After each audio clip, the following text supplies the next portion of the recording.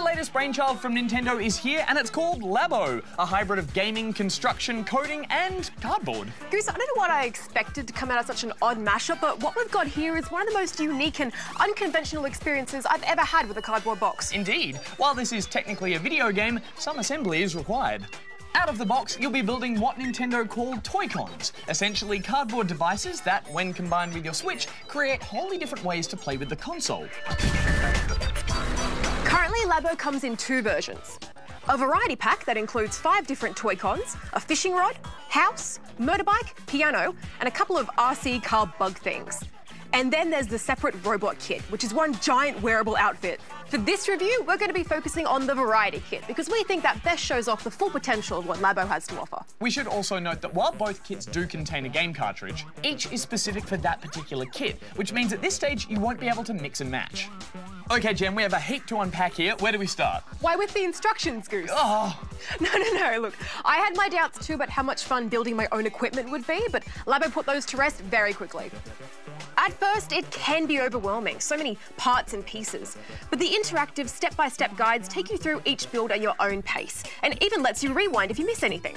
Soon you'll be folding like a Labo legend. Well, Jem, I'm less crafty and a little more clumsy, so I wasn't as confident going into this. However, once I got started, I was surprised by how much fun I was having following the guides. There's just something very Nintendo-y about how it's all laid out. It's bright and cheery, and everything just pops and clicks together. It's just so satisfying. I know, right? The interface is always clear to indicate which piece to fold and where it should go. And those little triumphant audio cues had me smiling with every piece completed.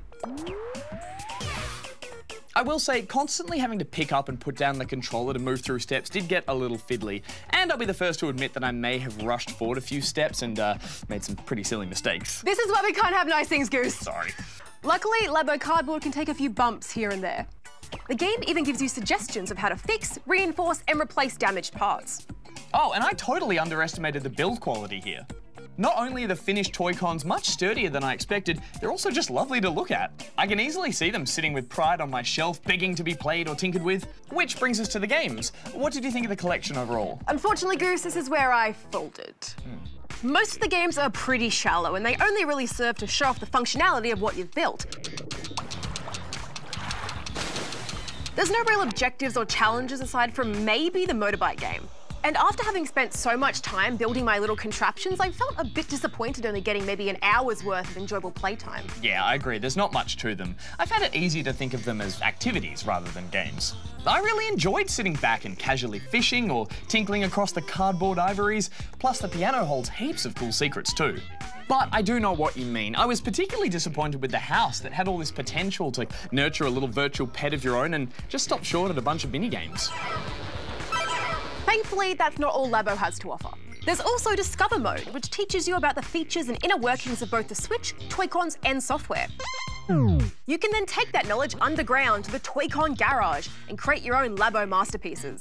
By connecting up a sequence of inputs and outputs, you can design your own Toy-Cons and the games to go with them. It's a very complex tool and definitely not something I expected to come out of a box of cardboard. I think spawnlings out there with a knack for coding will get a huge kick out of this feature. For me though, I have a little trouble thinking outside the box creatively, so I struggled to come up with anything that fun. It'll be really interesting to see how Nintendo support Labo going forward. But I have no doubt that with the tools available at the moment, we're going to be seeing people come up with all sorts of wild and wacky creations. And I can't wait to join them. Final thoughts, Goose? Well, you may remember that Nintendo was actually known as a toy company back in the 1960s, and Labo just feels like a wonderful nostalgic nod back to that time. Everything from the tactile feel of the cardboard, the ingenuity of the Toy-Con designs, and giving gamers the tools to completely make or sometimes break their own creations. Even as a bit of a novelty, Labo is a total delight. I'm giving it 4 out of 5 rubber chickens. Nintendo has done an amazing job making the cardboard crafting somehow more enjoyable than the actual games themselves, which may disappoint anyone expecting those to be the focus of Labo, but I think this is a great tool for young creative minds, so I'm giving it 4 out of 5 rubber chickens as well. Kick back and have another fish. Oh, yay. Oh, no. It's just cardboard. It's fine. It'll be fine. It's fine.